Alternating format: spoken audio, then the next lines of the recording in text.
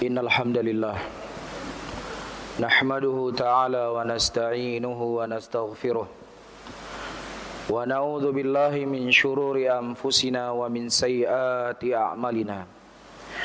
May yahdihillahu fala mudilla lahu wa may yudlilhu fala hadiya lahu. Asyhadu an la ilaha illallah wahdahu la syarika lahu iqraran bihi wa tauhidan. Wa asyhadu anna Muhammadan abduhu wa rasuluh. Yaqulullahu ta'ala fi kitabihil karim, ya ayyuhalladzina amanu taqullaha haqqa tuqatih wa la tamutunna illa wa antum muslimun.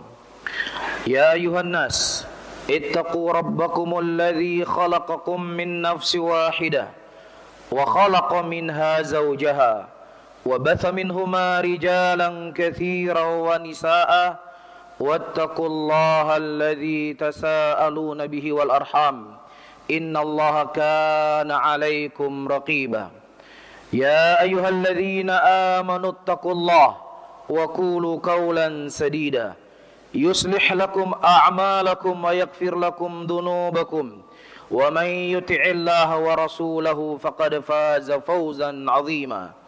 فإن أصدق الحديث كتاب الله وخير الحديث حديث محمد صلى الله عليه وسلم وشر الأمور محدثاتها فإن كل محدثة بدعة وكل بدعة ضلالة وكل ضلالة في النار أعاذنا الله وإياكم عن النار.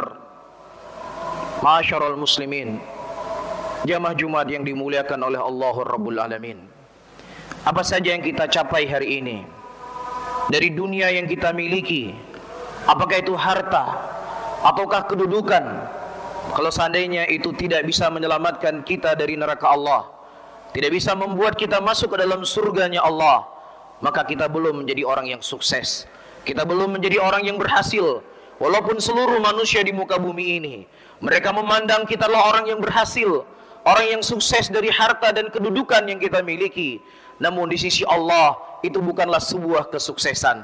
Allah Subhanahu wa taala menyebutkan sebuah ayat dalam Al-Qur'anul Karim yang menerangkan dan menjelaskan tentang hakikat kesuksesan seorang manusia.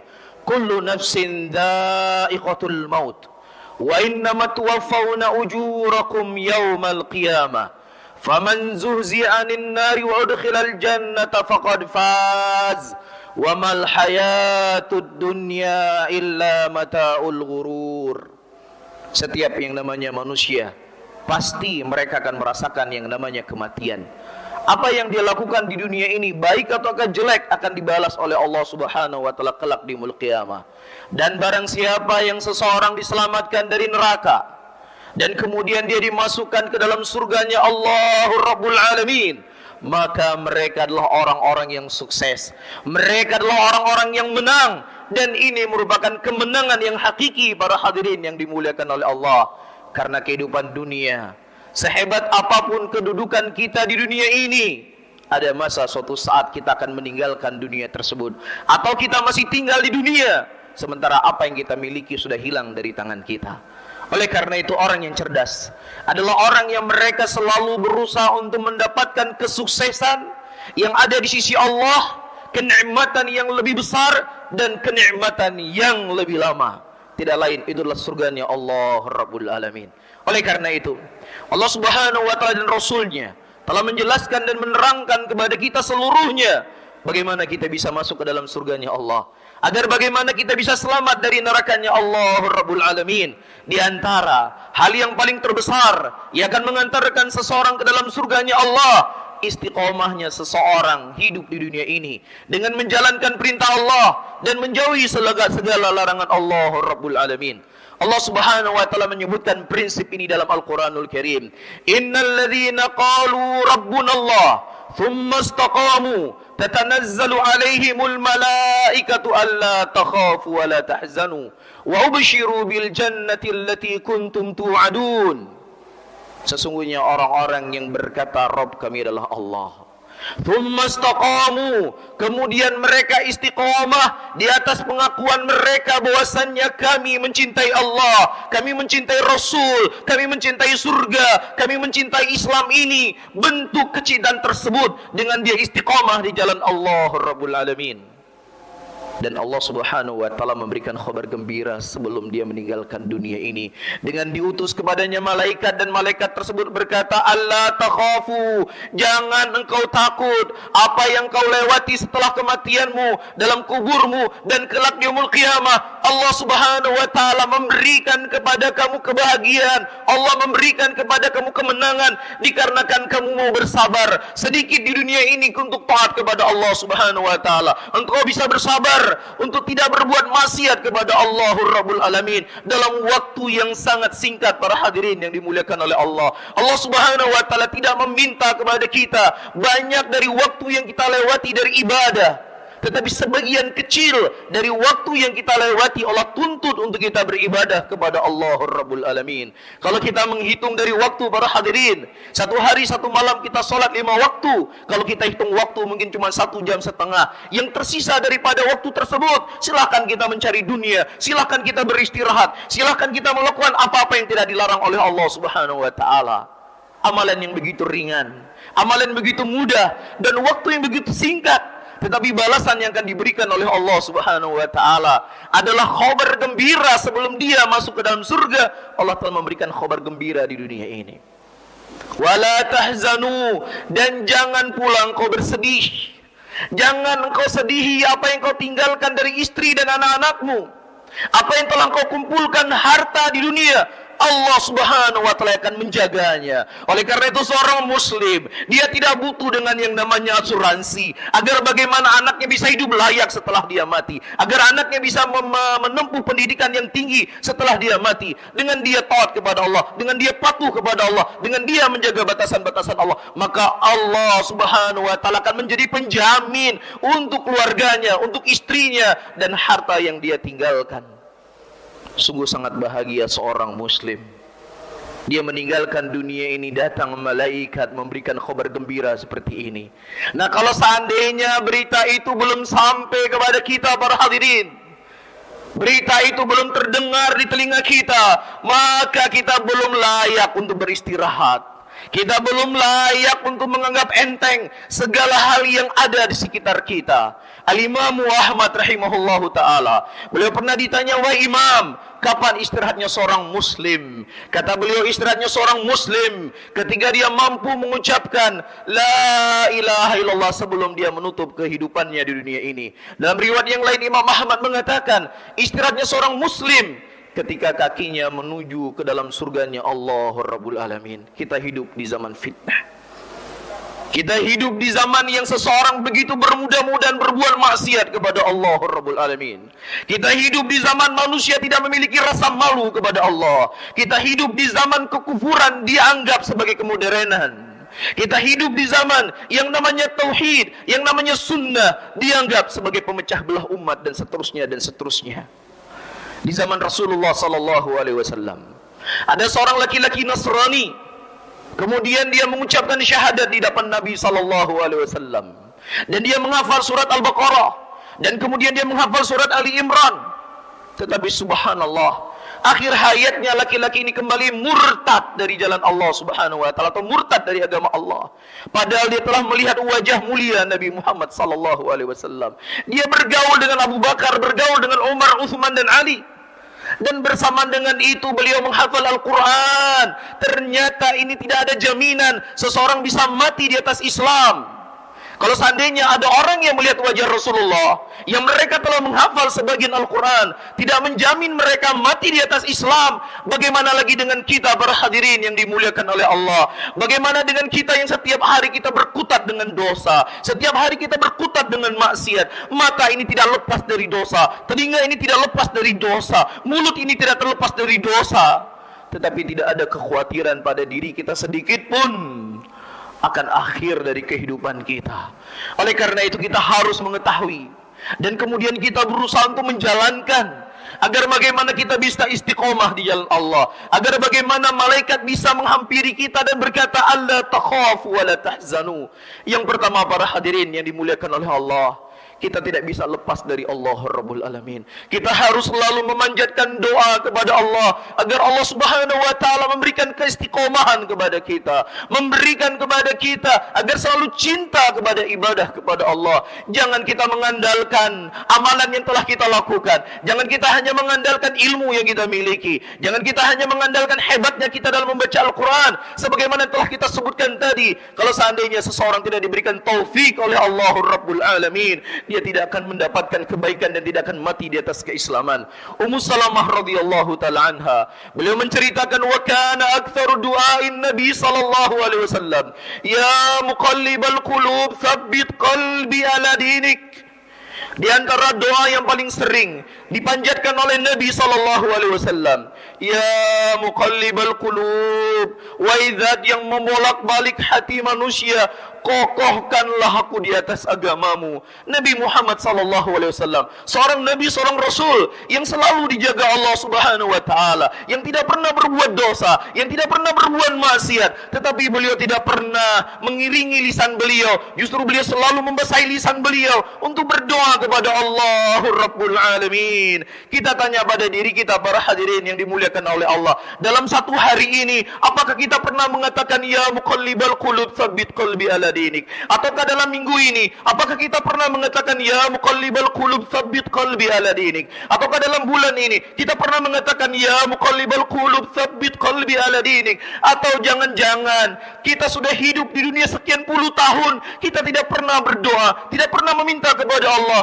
ya muqallibal qulub tsabbit qalbi ala dinik? Tidak lain para hadirin yang dimuliakan oleh Allah, kosongnya hati kita, kerasnya jiwa kita, terlalu cinta kita dengan dunia sehingga kita tidak pernah berpikir apa yang akan saya dapatkan kelak di yaumul qiyamah. Kemudian para sahabat Rasulullah sallallahu alaihi wasallam bertanya kepada Rasulullah, ya Rasulullah, hal taqafu alaina wa nahnu nu'minu bika wa bima jita bik? Ya Rasulullah, apakah engkau khawatir kepada kami ya Rasulullah, dalam keadaan kami beriman kepada engkau dan beriman dengan apa yang kau bawa ya Rasulullah? Engkau takut kami menyimpang ya Rasulullah? Siapa yang bertanya para hadirin? Yang bertanya adalah sahabat-sahabat yang sebagian mereka sudah dijamin masuk surga. Yang bertanya adalah Abu Bakar Siddiq, yang bertanya adalah Umar bin Khattab, yang bertanya adalah Utsman bin Affan, yang bertanya Ali bin Abi Thalib, yang bertanya para sahabat yang ikut perang Badar, ikut perang Uhud. Sekian banyak kemuliaan yang mereka miliki. Apa kata Nabi sallallahu alaihi wasallam? Iya, saya takut kepada kalian. Kalau seandainya Rasulullah takut kepada Abu Bakar Siddiq, takut kepada Umar bin Khattab, takut kepada Utsman bin Affan, bagaimana lagi dengan kondisi dan keadaan kita para hadirin yang dimuliakan oleh Allah Subhanahu wa taala? Nabi sallallahu alaihi wasallam mengatakan, sesungguhnya hati manusia di antara jari jemari Allah yang Allah bolak-balik sekehendak Allah Rabbul Alamin. Ini yang harus kita perhatikan. Bisa basahi lisan kita, baca dalam sujud-sujud kita. Jangan kita hanya mengandalkan seperti apa yang saya sebutkan tadi. Serahkan semua urusan kita kepada Allah agar Allah bisa menyelamatkan kita dari beraneka ragam fitnah yang ada di muka bumi ini. Terkhusus antum tinggal di ibu kota negara yang begitu banyak fasad terjadi di sini. Wanita tidak malu untuk mengumbarkan auratnya. Ya mungkin kami tidak pernah dapatkan ini di negeri kami, tetapi ini cukup ya membuat seseorang itu berhati-hati dari kalbu yang begitu cepat berubah. Kemudian yang kedua para hadirin, dari hal-hal yang akan bisa membantu seseorang bisa istiqomah di jalan Allah Rabbul Alamin adalah menuntut ilmu agama, mempelajari Al-Quran, mempelajari sunnah, memberikan nutrisi dalam hatinya agar ada rasa takut dirinya selalu kepada Allah Rabbul Alamin. Para ulama menyebutkan bahwasanya al-insan, manusia itu artinya adalah nasiat, cepat lupa. Iya. Yang kedua, manusia itu memiliki satu anggota tubuh atau mahkota tubuhnya berupa hati. Hati itu disebut oleh para ulama al-qalbu, yaitu sesuatu yang cepat sekali terjadi perubahan. Jadi manusia sifatnya cepat lupa. Yang kedua, dia cepat sekali berubah. Oleh karena itu Rasulullah sallallahu alaihi wasallam menyebutkan dalam hadisnya, badiru bil a'mali fitanan kakaqta'il laili mudlim yusbihu rajulun mu'minan wa yumsi bihi kafiran. segeralah kalian beramal, kata Rasulullah sallallahu alaihi wasallam, sebelum datang kepada kalian fitnah, yang fitnah itu bagaikan potongan malam yang sangat gelap gulita. Di pagi hari seseorang itu mukmin, di sore hari dia sudah jatuh ke dalam kekufuran. Tidak sampai 24 jam. Waktu yang begitu cepat berubah, hati yang begitu cepat terbolak-balik, terkhusus ketika sesuatu yang baik menuju kepada kejelekan. Tetapi sesuatu yang sifatnya baik untuk menuju kepada yang lebih baik, maka itu butuh proses yang sangat panjang. Para sahabat Rasulullah sallallahu alaihi wasallam, ketika mereka hadir di majelis Nabi Muhammad sallallahu alaihi wasallam, mereka mengatakan seakan-akan surga ada di hadapan kami, seakan-akan neraka ada di hadapan kami. Tetapi ketika mereka pulang ke rumah mereka, mereka bertemu dengan istri mereka, mereka bertemu dengan anak-anak mereka, mereka tidak melihat maksiat, mereka tidak mendengar maksiat, mereka tidak melakukan dosa, mereka hanya melakukan perkara-perkara yang mubah, perkara-perkara yang dibolehkan dalam agama. Kemudian mereka lupa apa yang diingatkan oleh Nabi Muhammad sallallahu alaihi wasallam. Dalam keadaan guru mereka adalah Rasulullah, dalam keadaan mereka selalu mengisi hati mereka untuk mendengar nasihat-nasihat dari Nabi Muhammad sallallahu alaihi wasallam. Tetapi begitulah kondisi keadaan manusia, mereka mengadu kepada Nabi Muhammad. Kemudian Rasulullah sallallahu alaihi wasallam mengatakan, ya hamdulillah ruwaidan, ya hamdulillah, sedikit demi sedikit. Iman itu perlu dipupuk, sesuatu yang baik menuju kepada kebaikan itu butuh usaha yang kuat. Lah kalau seandainya mereka yang hadir di majelis Rasulullah hidup di lingkungan orang-orang yang wanitanya seperti Aisyah, hidup di lingkungan yang wanita-wanitanya seperti Fatimah, mereka bertetanggan seperti Abu Bakar Siddiq, bertetanggan seperti Umar bin Khattab, tetapi ketika jauh dari majelis Nabi sallallahu alaihi wasallam, mereka begitu cepat lupa. Kita bisa menyadari bagaimana lingkungan kita pada hari ini, para muhadirin yang dimuliakan oleh Allah. Kalau seandainya kita cinta pada diri kita, kalau seandainya kita menginginkan kebaikan untuk diri kita, kalau seandainya kita memang orang-orang yang menghambakan dirinya kepada Allah, maka dia tidak akan pernah menjauhi dirinya dari majelis ilmu. Karena itu merupakan hal yang paling terbesar yang akan membuat seseorang itu bisa istiqomah di jalan Allah Subhanahu wa taala. Rasulullah sallallahu alaihi wasallam menyebutkan dalam hadisnya, "Man salaka tariqan yaltamisu fi ilman, sahalallahu lahu bihi tariqan ilal jannah." Barang siapa yang seseorang berusaha untuk berjalan untuk menuntut ilmu agama, maka Allah akan mudahkan baginya jalan menuju surga. Dan kita sudah sebutkan di antara jalan yang akan mengantarkan seseorang ke dalam surganya Allah adalah istiqomah. Dan ini menunjukkan bahwasanya ilmu, menuntut ilmu, hadir di majelis ilmu adalah asbab yang paling terbesar yang seseorang kan bisa istiqomah di jalan Allah Rabbul Alamin. Dan itu kita rasakan. 1 bulan, 2 bulan kita tidak hadir di majelis ilmu, kita tidak mendengar ayat-ayat Quran, tidak mendengarkan hadis-hadis Rasulullah sallallahu alaihi wasallam, kita sudah mulai malas untuk beribadah, sudah mulai malas untuk baca Quran, sudah tidak merasakan lagi lezat ketika berzikir kepada Allah Subhanahu wa taala, sudah tidak lagi merasa takut ketika diingatkan tentang neraka. Demikian hati itu yang kita rasakan. Tapi duduk kita adalah kembali di majelis ilmu, hadir lagi kita di pembahasan-pembahasan tentang hati, tentang surga, tentang neraka, kembali kita ingat, lembut kembali hati kita. Yang ketiga dan yang terakhir, para hadirin yang dimuliakan oleh Allah, teman yang baik itu memberikan pengaruh yang sangat besar sebab keistiqomahannya seseorang.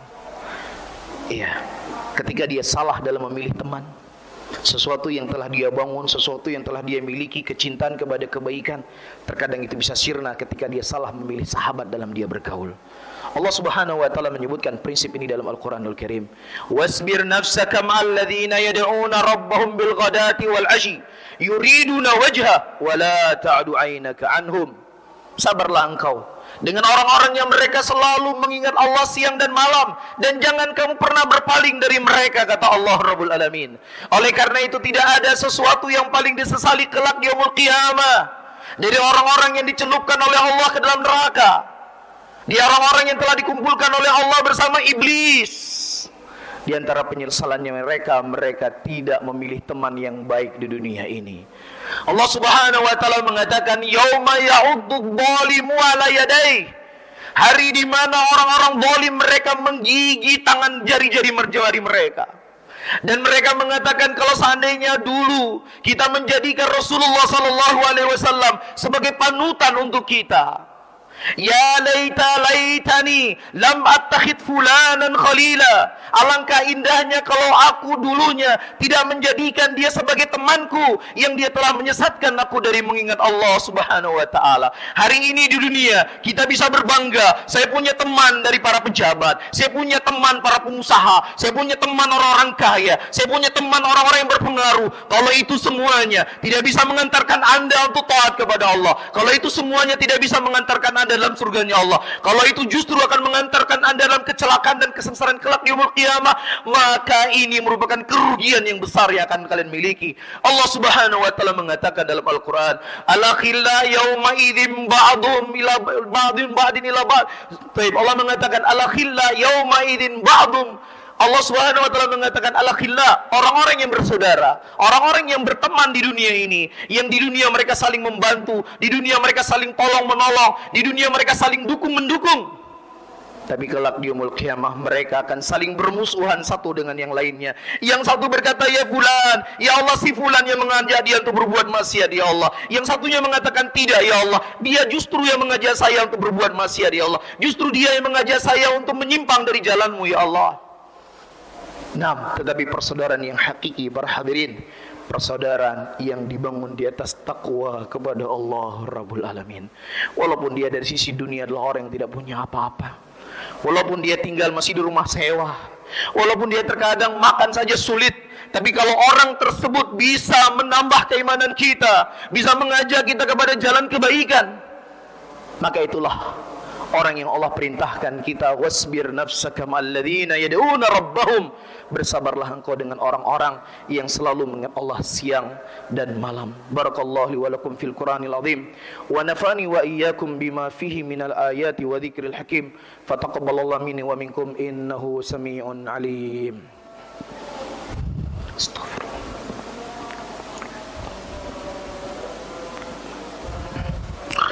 Alhamdulillah. Alhamdulillah hamdan katsiran thayyiban mubarakan fih, mubarakan alaih, kama yuhibbu rabbuna wa yarda. Usalli wa usallim ala nabiyyina al-karim Muhammadin wa ala alihi wa ashabihi wa man tabi'ahum bi ihsanin ila yaumiddin. Yaqulullahu ta'ala fi kitabihil karim, a'udzu billahi minasy syaithanir rajim. Bismillahirrahmanirrahim. Wal 'ashr innal insana lafi khusr illa alladhina amanu wa amilus solihati wa tawasaw bil haqq wa tawasaw bis sabr. Innallaha wa malaikatahu yusalluna 'alan nabi ya ayyuhalladzina amanu sallu 'alaihi wa sallimu taslima. Allahumma salli ala Muhammad wa ala ali Muhammad kama sallaita ala Ibrahim وعلى آل إبراهيم إنك حميد مجيد. اللهم اغفر للمسلمين والمسلمات والمؤمنين والمؤمنات الأحياء والأموات. ربنا آتنا في الدنيا حسنة وفي الآخرة حسنة وقنا عذاب النار. آخر دعوانا وأقيموا الصلاة.